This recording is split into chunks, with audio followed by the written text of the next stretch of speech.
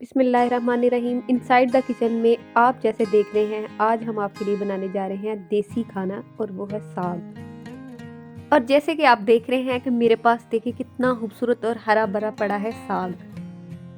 ये आप देख रहे हैं, हमने इसको बहुत अच्छे से छील लिया और ये हमारे पास तकरीबन 1 किलो के करीब है छीलने के बाद। अब हमने कटिंग कर ली और इसे अच्छे से वॉश कर लिया। आधा किलो के करीब है पालक, साथ में हल्दी, नमक और ये हमारे पास ग्रीन चिली है जिसे हरी मिर्च कहते हैं। ये आप अपने टेस्ट के हिसाब से ज़्यादा कम कर सकते हैं।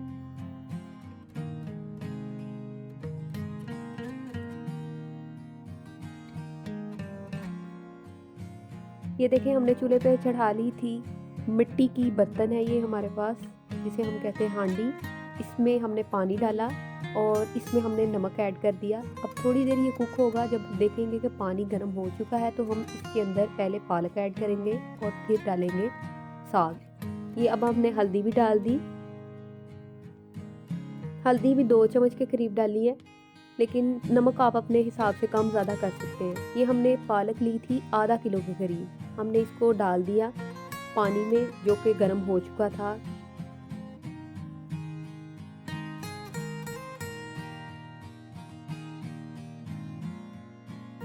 चम्मच की मदद से अच्छे से प्रेस करने के बाद आप देख सकते हैं कि ये पालक कुक होना शुरू हो चुकी है। अब हम इसमें शामिल करेंगे साग।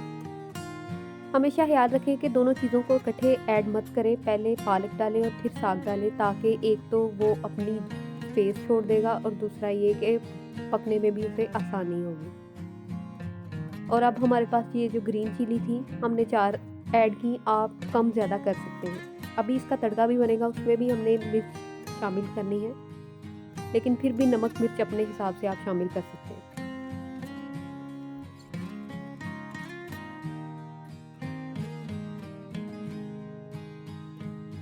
और इसे कुक होने के लिए छोड़ देंगे। इतना कुक करेंगे कि ये सॉफ्ट हो जाएगा और इसका पानी बिल्कुल ख़त्म हो जाएगा, यानी एवेपोरेट हो चुका होगा। अब हम इसे ढक्कन दे के कुक होने के लिए छोड़ देंगे तकरीबन 1 घंटे के लिए।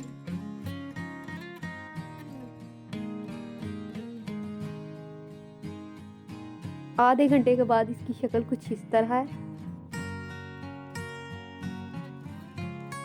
लेकिन कुक ये तकरीबन 1 घंटे में होगा, जब तक इसका पानी खुश्क नहीं हो जाता। और जब तक ये गलेगा नहीं, हम इसको तब तक कुक करेंगे। अब आप देखें 1 घंटे के बाद ये हमारा साग बिल्कुल कुक हो चुका है। हमने इसके लिए एक इंस्ट्रूमेंट होता है, ये नॉर्मली सभी घरों में होता है, देसी घरों में तो ये ज़रूर मौजूद होता है। ये लकड़ी का एक क्या कहते हैं इसको, मैशर सा कह लें, वो है। तो इसकी मदद से हमने इसको अच्छे से मैश करना है। ये देसी घरों में तो मैं फिर कहूँगी मस्त मौजूद होगा, लेकिन अगर कोई नहीं किसी के पास तो वो चम्मच की मदद से भी इसको मैश कर सकता है। और इसे हमने चूल्हे से नहीं उतारा ताकि इसका पानी इसके अंदर ही डिज़ॉल्व हो जाए और इसका टेस्ट जो है ना वो इसी से इन्हेंस होगा कि इसका पानी हम नहीं निकाल रहे। और ये अब आप देख रहे हैं ये मैश हो रहा है। तब तक हम बनाने जा रहे हैं इसका तड़का। इसके लिए हमें क्या चाहिए होगा, मेरे पास प्योर देसी घी है जो मैंने तकरीबन आधा कप के करीब ले लिया है।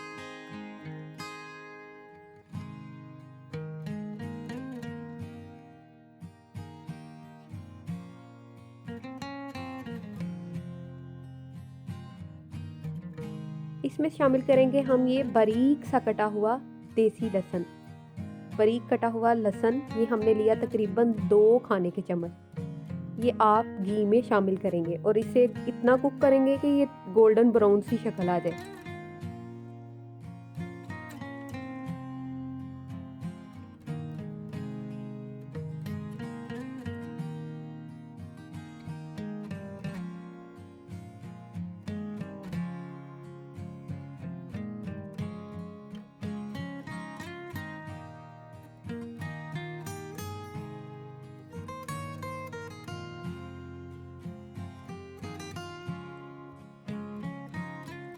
जी, तो लहसुन देख रहे हैं आप कितना अच्छे से गोल्डन ब्राउन हो चुका है। अब हम इसके अंदर शामिल करेंगे अदरक। ये हमारे पास 2 टेबल स्पून है, यानी 2 खाने के चम्मच। ये भी हमने पिसा हुआ लिया।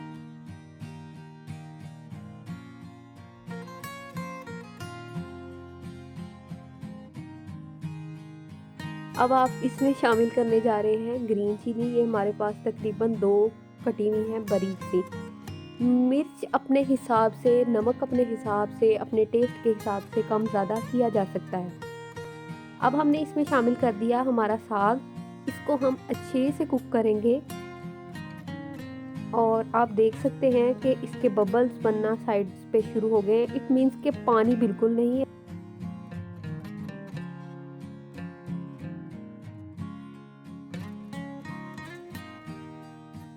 2-4 मिनट के लिए हम इसे कुक करेंगे। इसके बाद हम इसे डिश आउट करेंगे। डिश आउट करने के बाद ऊपर हमने थोड़ा सा मक्खन लगाया। आप देख सकते हैं हमारा साग तैयार है। उम्मीद है इंशाल्लाह आपको ज़रूर पसंद आया होगा। मेरे चैनल को सब्सक्राइब करना और लाइक करना मत भूलिएगा। अपनी दुआओं में याद रखें। अल्लाह हाफिज़।